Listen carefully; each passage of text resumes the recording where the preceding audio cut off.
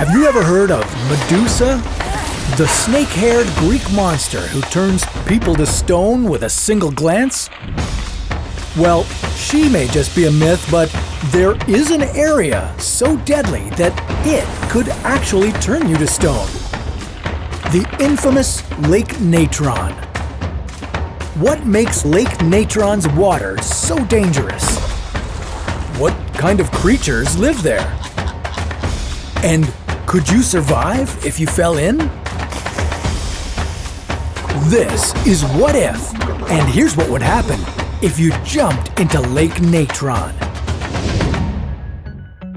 Before we take the plunge, we'd better look at what Lake Natron is made of. Much like the Dead Sea, this Tanzanian lake doesn't run off into any oceans or rivers.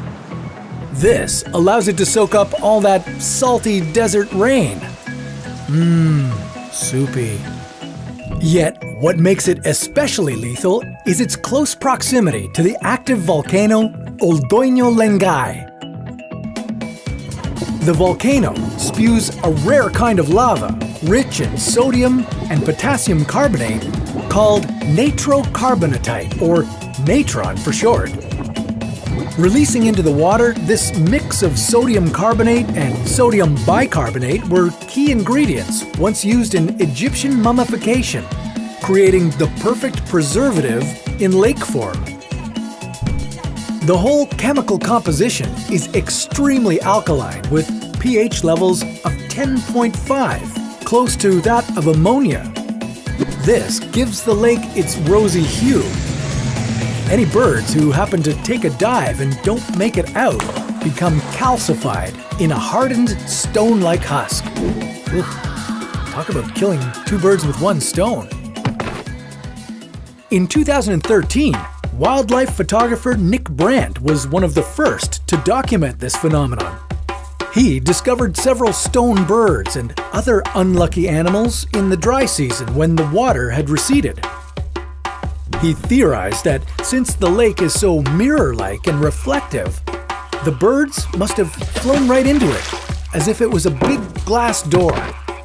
But despite so many birds dying in Lake Natron, there is a particular species flourishing.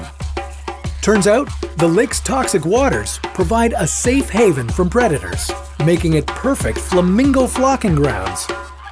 So, if flamingos can handle it, couldn't we? Well, it's not that simple, unfortunately.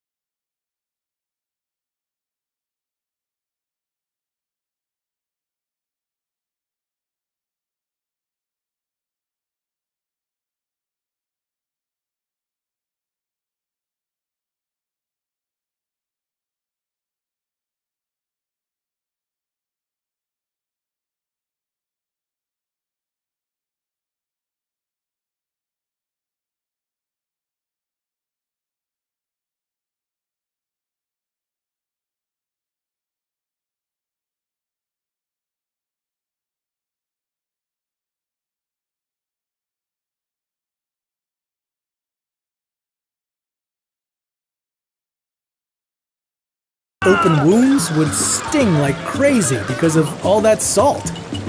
I'd strap on some goggles if I were you. In 2007, another bird flew straight into this chemical cocktail. A group of wildlife videographers plunged into Lake Natron's toxicity when their helicopter crashed. The pilot suffered a broken leg and another passenger had a broken hip. Incredibly, one of the passengers managed to struggle to shore and alerted some of the Maasai tribespeople nearby. They quickly built stretchers and carried the injured to land in the nick of time. Even though you could survive Lake Natron's waters, I'd stick to a swimming pool if I were you.